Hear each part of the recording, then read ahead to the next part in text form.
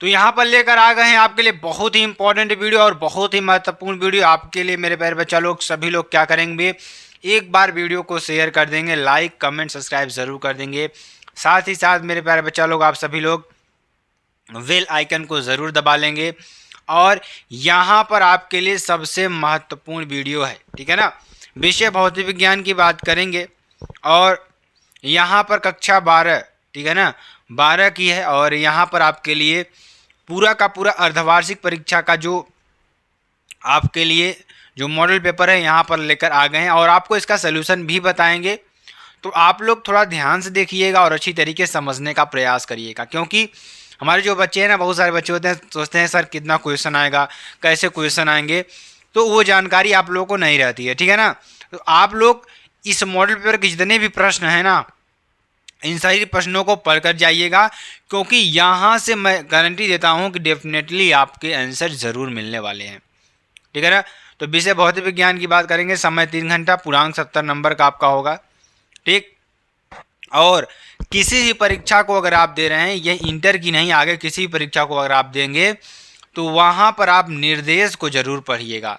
निर्देश आप ज़रूर पढ़ लीजिएगा कि उसमें निर्देश क्या दिया गया है, ठीक। पहला यही बताया गया है, सभी प्रश्न आपके लिए करना अनिवार्य है, सभी प्रश्न आपके लिए करना अनिवार्य है, ठीक। इस प्रश्न पत्र में 5 खंड हैं। कितने खंड हैं? 5 खंड हैं।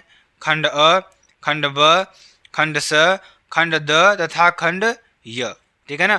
5 खंड आपके लिए हैं। पांचों खंड से आपको क्वेश्चन करने होंगे, जो कि आपके लिए बेहद इंपॉर्टेंट और बेहद ही महत्वपूर्ण है। सभी लोग अच्छी तरीके से समझेंगे और सभी लोग क्या करेंगे, वीडियो को ज़्यादा से ज़्यादा शेयर कर देंगे, लाइक ज़रूर कर देंगे, ठीक है ना। अगर खंड अ की बात करते हैं बच्चा लोग, तो खंड अ में ध्यान दीजिएगा, बहुविकल्पी आपके लिए प्रश्न होंगे। कौन से प्रश्न होंगे? बहुविकल्पी प्रश्न होंगे तथा प्रत्येक प्रश्न आपके 1 अंक के होंगे, ठीक है ना। तो खंड अ की बात करें, खंड अ में आपके लिए क्या होंगे? बहुविकल्पी प्रश्न होंगे और प्रत्येक प्रश्न आपके लिए 1 अंक के होंगे, ठीक है ना। खंड ब की अगर बात करें तो खंड ब में आपके अति लघु उत्तरीय हैं तथा प्रत्येक प्रश्न आपके 1 अंक के हैं, ठीक है ना। तो खंड अ की बात करेंगे, खंड ब की बात करेंगे तो इसमें अति लघु उत्तरीय प्रश्न है तथा प्रत्येक प्रश्न 1 अंक के हैं, ठीक है ना। खंड स की बात करेंगे तो खंड स में आपके लिए लघु उत्तरीय फर्स्ट प्रकार के प्रश्न हैं तथा प्रत्येक प्रश्न आपके 2 अंक के हैं, ठीक है ना। इसमें से जो प्रत्येक प्रश्न आपके लिए हैं, ये सारे प्रश्न 2 अंक के हैं, ठीक है ना। खंड द की बात करेंगे, लघु उत्तरीय सेकेंड प्रकार के प्रश्न हैं तथा प्रत्येक प्रश्न आपके इसमें से 3 अंक के आपके लिए प्रश्न होंगे, ठीक। और यहाँ पर अगर खंड य की हम बात करें तो खंड य में आपके लिए ध्यान दीजिएगा, विस्तृत उत्तरीय प्रश्न है तथा प्रत्येक प्रश्न आपके लिए 3 अंक के हैं।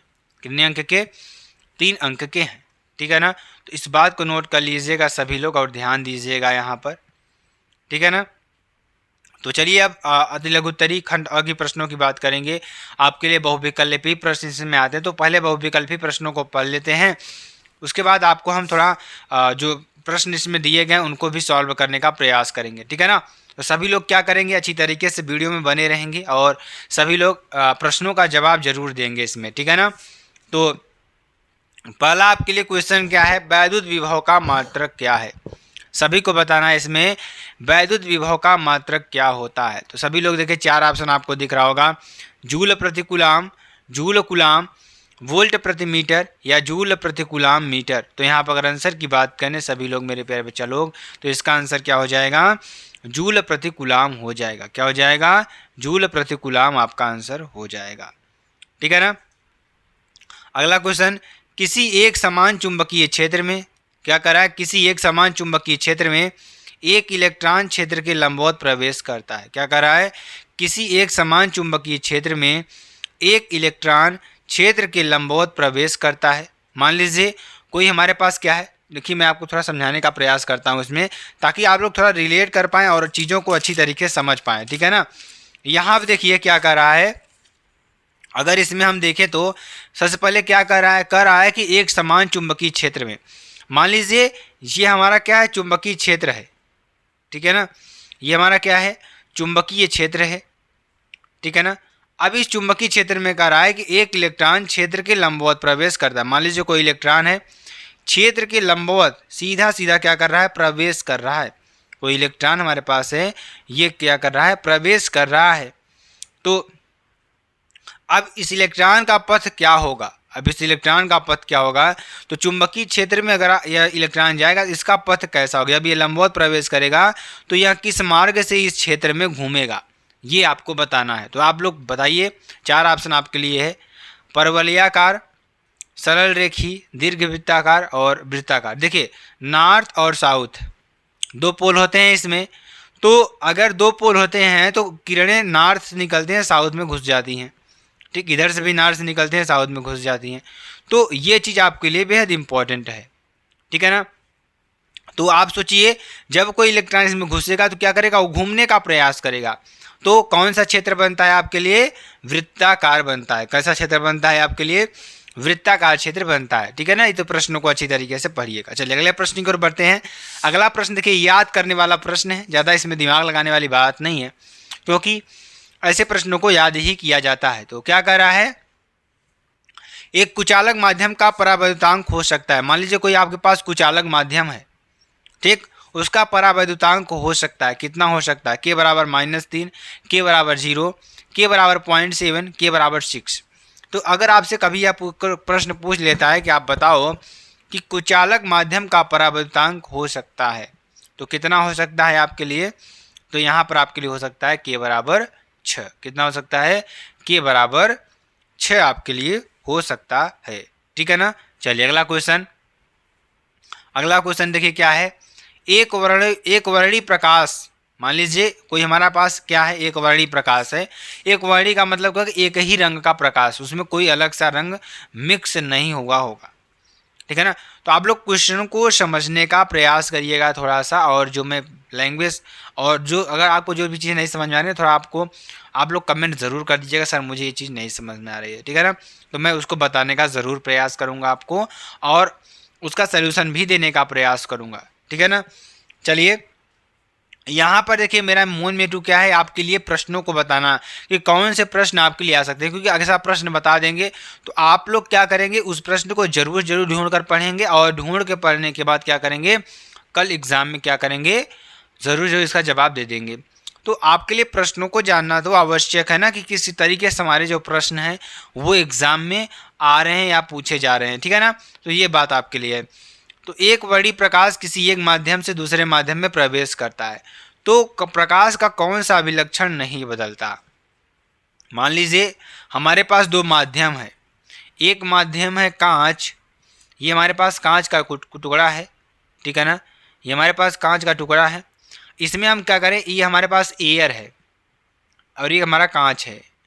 तो यहाँ आप एक माध्यम यहाँ हो जाएगा, एक माध्यम यहाँ हो जाएगा। तो आप देखिए कोई एक वर्णी प्रकाश है, तो यहाँ मान लीजिए कोई प्रकाश इसमें घुस रहा है, ठीक, मान लीजिए लाल रंग का प्रकाश इसमें घुस रहा है। तो पूछ रहा है कि इसका क्या नहीं बदलेगा, आवृत्ति नहीं बदलेगी, तरंगदैर्घ्य नहीं बदलेगी, क्या नहीं बदलेगा। तो मैं आपसे 4 ऑप्शन है, तीव्रता, चाल, आवृत्ति या तरंगदैर्घ्य। तो आप सभी को बताना है इसका आंसर, आप सभी को इसका आंसर बताना है कि इसका आंसर क्या हो जाएगा। तो क्या नहीं बदलती है, आवृत्ति नहीं बदलती है। इसका आंसर क्या हो जाएगा, आवृत्ति नहीं बदलती है, ठीक है ना। तो इस क्वेश्चन को जरूर लिख लीजिएगा सभी लोग। अगला देखिए, किसी गतिमान कण से संबंध, क्या करा है, किसी गतिमान कण से संबद्ध डी ब्रॉगली तरंग की तरंगदैर्घ्य निर्भर नहीं करती है कण के। ध्यान दीजिएगा, किसी गतिमान कण से संबद्ध डी ब्रॉगली तरंग की तरंगदैर्घ्य निर्भर नहीं करती है कण के द्रव्यमान पर, आवेश पर, वेग पर या संवेग पर। तो आंसर क्या हो जाएगा आपका, आवेश पर। क्या हो जाएगा आंसर, आवेश पर इसका आंसर हो जाएगा, ठीक है ना। चलिए तो इस प्रश्न को आपने लिख लिया होगा आई होप। चलिए अगले क्वेश्चन की ओर बढ़ते हैं, और आप लोग क्वेश्चन भी लिखने का प्रयास करिएगा, ठीक है ना। अगला क्वेश्चन ध्यान दीजिएगा क्या है हमारे पास। अगला क्वेश्चन आपके लिए है, क्या है कि वेग स्रोत कला संबंध होते हैं, वे स्रोत कला संबंध होते हैं यदि वह वृद्धि उत्पन्न करते हैं। क्या करते हैं, वह वृद्धि उत्पन्न करते हैं, ठीक है ना। तो एक समान तरंगदैर्घ्य की, एक समान वेग की, या एक समान आयाम की, या एक समान या नियत कलांतर की, ये आपको बताना है, ठीक है ना। अगला क्वेश्चन देखेंगे। अगला भी क्वेश्चन बहुत ही इंपॉर्टेंट, बहुत ही महत्वपूर्ण क्वेश्चन है आपके लिए। क्वेश्चन क्या कर रहा है? क्वेश्चन कर रहा है किसी माध्यम में प्रकाश का वेग, ध्यान दीजिएगा, इसको सॉल्व करने का प्रयास करेंगे। सभी लोग सॉल्व करिएगा इसको भी, ठीक है ना। क्या कर रहा है? मान लीजिए कोई माध्यम है, उसमें प्रकाश का वेग जो रखा v दे रखा है कितना, 1.5 इंटू 10⁸ मीटर प्रति सेकेंड। ठीक, माध्यम से वायु में जाने वाली प्रकाश के किरण के लिए क्रांतिक कोण का मान क्या होगा? ठीक, अब देखिए, मान लीजिए कोई प्रकाश है जिसकी वेग कितनी है, 1.5 इंटू 10⁸ मीटर प्रति सेकेंड है। उस माध्यम में वायु में जाने वाली प्रकाश किरण के लिए क्रांतिक कोण का मान आपको निकालना है। तो क्रांतिक कोण का मान क्या होता है? ध्यान दीजिएगा सभी लोग। तो चलिए इसको सॉल्व करते हैं। ध्यान दीजिएगा सभी लोग और ध्यान समझने का प्रयास करेंगे, तभी आपको समझ में आएगा, अन्यथा समझ में नहीं आने वाला। देखिए आपके लिए सूत्र, एक सूत्र आपके लिए मालूम होगा, v बराबर c/n, ठीक है ना। जहां ध्यान दीजिएगा c क्या है? प्रकाश की चाल है, c क्या है? प्रकाश की चाल है, ठीक। और n क्या है? माध्यम है, ठीक। और अपवर्तनांक जिसे आप कहते हैं अपवर्तनांक है। और ध्यान दीजिएगा v क्या है? v क्या है? वेग है, ठीक है ना। तो आप लोग एक फार्मूला जानते हैं, यहाँ से देखिए v बराबर दे रखा है, तो यहाँ पर रखेंगे। यहाँ पर अगर देखेंगे तो यहाँ पहले हम क्या लिखेंगे, जो फार्मूला होता है साइन सी, जो क्रांतिक कोण फार्मूला होता है साइन सी बराबर 1/n होता है। तो पहले हमें n की ज़रूरत है, n निकालने की। तो आप लोग जानते हैं फार्मूला जो क्रांतिक कोण का होता है साइन सी बराबर 1/n होता है। तो हमें n निकालने की ज़रूरत है। तो n बराबर क्या हो जाएगा? c/v, यानी कि c प्रकाश की चाल कितनी होती है, 3 इंटू 10⁸ अपान ये हो जाएगा 1.5 इंटू 10⁸ मीटर प्रति सेकेंड। अब देखिए ये दशमलव हटाएंगे तो ऊपर जाएगा 0 हो जाएगा, तो ये 30 हो जाएगा, 10⁸ से 10 कैंसिल, ठीक। नीचे क्या हो जाएगा? 15 बचेगा आपका, 15 दूना 30। तो n बराबर कितना आ गया? n बराबर आपका आ गया 2 आ गया, ठीक है ना। अब आपके लिए फार्मूला क्या है? साइन सी बराबर क्या होता है? 1/n है, n की जगह पर कितना है? 2 है, तो 1/2 हो जाएगा। तो साइन सी बराबर क्या हो जाएगा? 1/2, या c बराबर साइन इनवर्स, ध्यान दीजिएगा c बराबर साइन इनवर्स 1/2, ये आपके लिए हो जाएगा, ठीक। तो आपको समझ में आ रहा है? समझ में आ रहा है कि नहीं समझ में आ रहा है? तो साइन किसका मान 1/2 होता है, तो क्या ध्यान दीजिएगा c बराबर क्या हो जाएगा? 30 अंश। तो साइन 30 अंश का मान कितना होता है? 1/2 होता है। तो समझ में आया सभी को? इसका आंसर जरूर आप लोग लिख लीजिएगा, ठीक है ना। चलिए, किसी सेल का आंतरिक प्रतिरोध किन कारकों पर निर्भर करेगा? आप लोग को हम बता चुके हैं, क्वेश्चन बहुत बार बता चुके हैं। मान लीजिए किसी सेल का आंतरिक प्रतिरोध है तो वह किन कारकों पर निर्भर करता है, ठीक। तो वैद्युत वाहक बल पर भी निर्भर करता है और प्रतिरोध पर निर्भर करता है, ठीक है ना।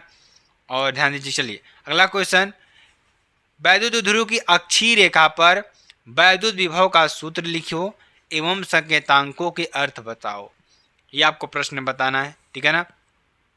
अगला क्वेश्चन, 10 सेंटीमीटर फोकस दूरी का एक उत्तल लेंस क्या कर रहा है? ध्यान दीजिएगा, 10 सेंटीमीटर फोकस दूरी का एक उत्तल लेंस 50 सेंटीमीटर फोकस दूरी का उत्तल लेंस के संपर्क में रखे हैं। इन संयोजन में 25 सेंटीमीटर दूरी रखी वस्तु का प्रतिबिंब की स्थिति ज्ञात कीजिए। इस प्रश्न को आप कर लेना है। अंगा नंबर क्वेश्चन देखिए क्या है कि 6000 एंगस्ट्रॉम तरंग दैर्ध्य की समांतर किरण पुंज जो लैम्डा दे रखा है, मैं आपको थोड़ा समझाने का प्रयास करूं। लैम्डा बराबर कितना दे रखा है? 6000 एंगस्ट्रॉम, ठीक। और किरण पुंज यानी जो लंबाई दे रखा है L बराबर 3 इंटू 10⁻⁻6 मीटर, ठीक। चौड़ी झिर्री आपतित होती है, तो विवर्तन यानी D का मान दिया है, तो केंद्रीय उच्चिष्ट की कोणीय चौड़ाई क्या होगी, ठीक है ना। तो केंद्रीय उच्चिष्ट की चौड़ाई क्या होगी ये आपको बताना है, तो आप लोग निकाल लीजिएगा इसको।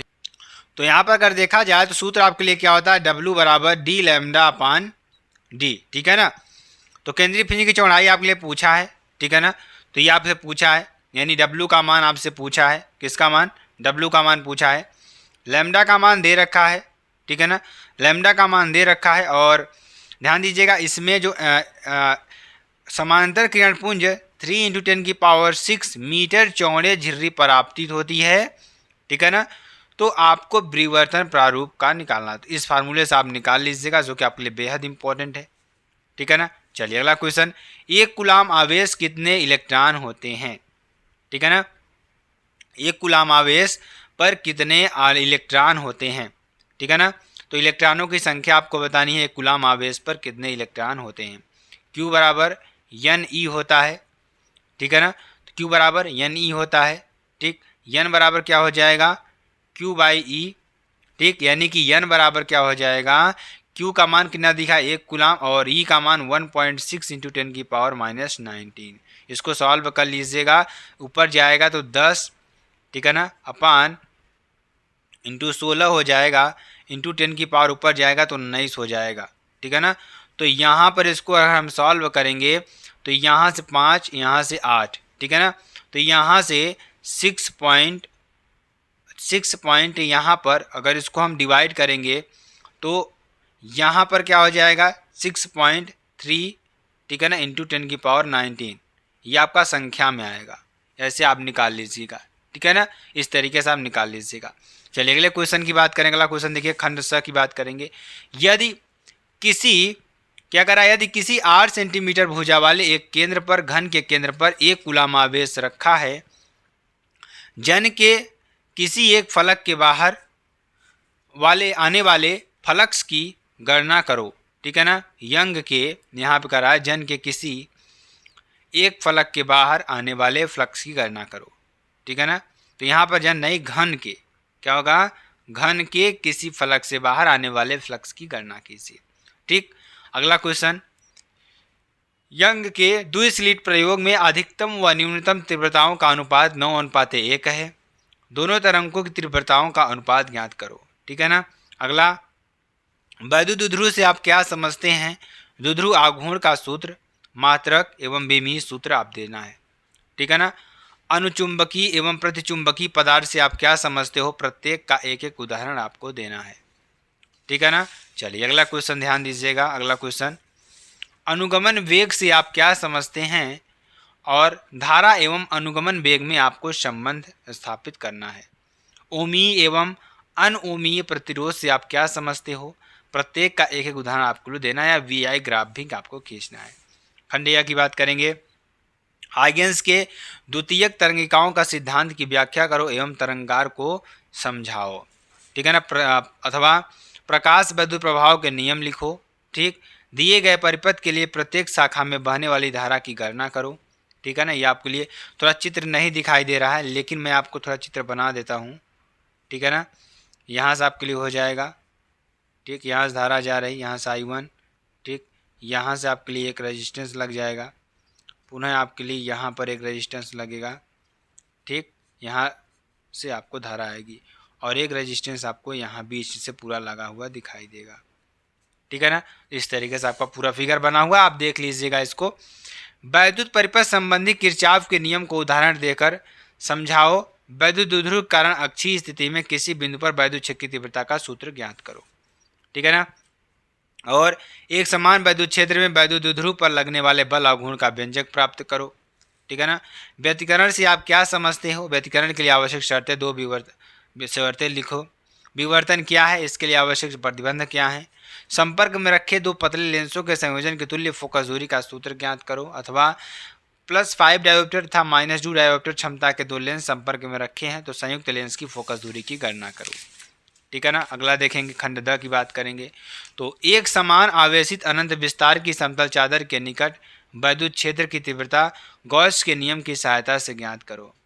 ठीक, सेट से आप क्या समझते हो? एक धारामापी का प्रतिरोध 50 ओम है तथा पूर्ण स्केल विक्षेप के लिए धारा का मान 0.5 एम्पियर है। इस धारामापी को 5 एम्पियर परास के मीटर में बदलने के लिए आवश्यक सेट प्रतिरोध की गणना करो। ठीक, परावर्तक दूरदर्शी का किरण आरेख खींचकर उसमें प्रतिबिंब का बनना स्पष्ट करो। या प्रिज्म के पदार्थ के अपवर्तनांक के लिए सूत्र का निगमन करो। दो बहुत बड़े व सीधे तारों के बीच की दूरी 10 सेंटीमीटर है। इनमें एक तार में 5 एम्पियर और तीसरे तार में 1.5 एम्पियर की धारा समान दिशा में बह रही है, तो तारों के बीच मध्य बिंदु P पर क्षेत्र का परिमाण एवं दिशा ज्ञात करो। अगला, मेलस का नियम बताओ एवं उत्पत्ति भी दो। एक उत्तल लेंस 1.5 वर्तनांक के कांच से बना है। इनके दोनों पृष्ठों की वक्रता त्रिज्याएं 20 सेंटीमीटर है। लेंस की क्षमताओं का अनुपात ज्ञात करो जब इसे हवा में रखा जाए एवं इसे 1.25 वर्तनांक वाले द्रव में डुबा दिया जाए। ठीक, अगला क्वेश्चन, दिए गए परिपथ आखिर परिपथ आपको दिख नहीं रहा है, ठीक है ना। तो बायोट-सावर्ट का नियम समझाइए एवं इससे निर्वात की चुंबकशीलता स्पष्ट करते हुए इसका मात्रक भी विमेय सूत्र भी लिख याद कीजिए। तो ये आपके लिए पूरा मॉडल पेपर था मेरे प्यारे बच्चों। अगर आपको वीडियो पसंद आती है आप चैनल को लाइक शेयर कमेंट जरूर कर सकते हैं। फिर मिलते हैं नेक्स्ट वीडियो में नए टॉपिक के साथ। तब तक के लिए जय हिंद, जय भारत।